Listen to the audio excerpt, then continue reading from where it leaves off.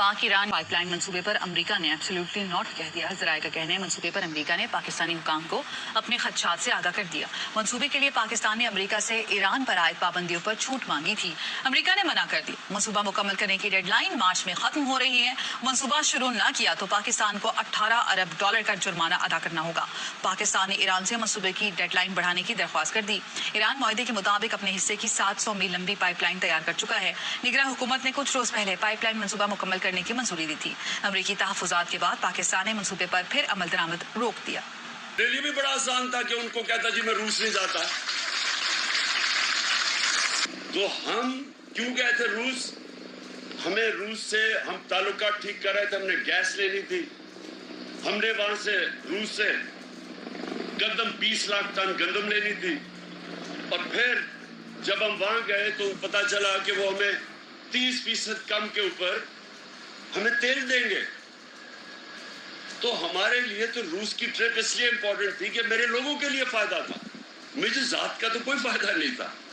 America हुक्म करे कि जी नहीं आप क्यों रूस गए हैं, तो अमेरिका तो मैं तो सबसे बेहतर जानता हूं अमेरिकनों को। अमेरिकनों के सामने अगर आप उनके झुकते जाएंगे वो आपको डू मोर कहते जाएंगे। आपको अपने हकूक के लिए खड़ा होना पड़ता है। अपने मुल्क के लिए मफादात के लिए आप स्टैंड लेंगे, वो आपकी इज्जत करेंगे। आप उनके जूते पॉलिश करेंगे, वो आपको हकारत से देखेंगे। मैं उनका माइंडसेट जानता हूं।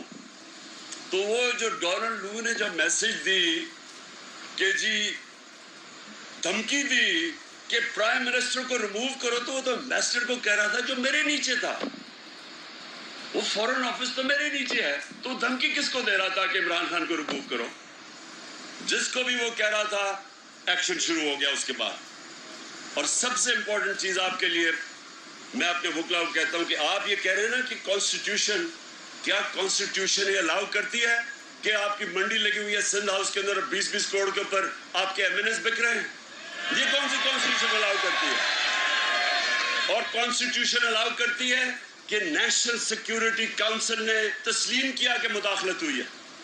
तो जब मुदाखलत हुई है और उसके पास आपके पास पूरी एविडेंस है कि ये उससे पहले पूरी गेम मान रही थी, तो क्या उसके ऊपर इंक्वायरी नहीं होनी चाहिए थी? क्या जो हमने सुप्रीम कोर्ट के चीफ जस्टिस को पाकिस्तान के प्रेसिडेंट ने वो मुरासला भेजा है, वो साइफर भेजा है, तो क्या उनको इन्वेस्टिगेट नहीं करना चाहिए कि इतना बड़ा रजीम चेंज? और क्या पाकिस्तान पहला मुल्क है जिधर अमेरिका ने रजीम चेंज करवाया? मुसद्दक का प्राइम मिनिस्टर को चेंज किया इन्होंने 1950s में ईरान के अंदर, जब शाह फरहान को लेके आए। चिली में लेंदे को चेंज किया। सेंट्रल अमेरिका और साउथ अमेरिका में रेगुलर रजीम चेंजेस थे। तो क्या ये पहली दफा तो नहीं हुआ?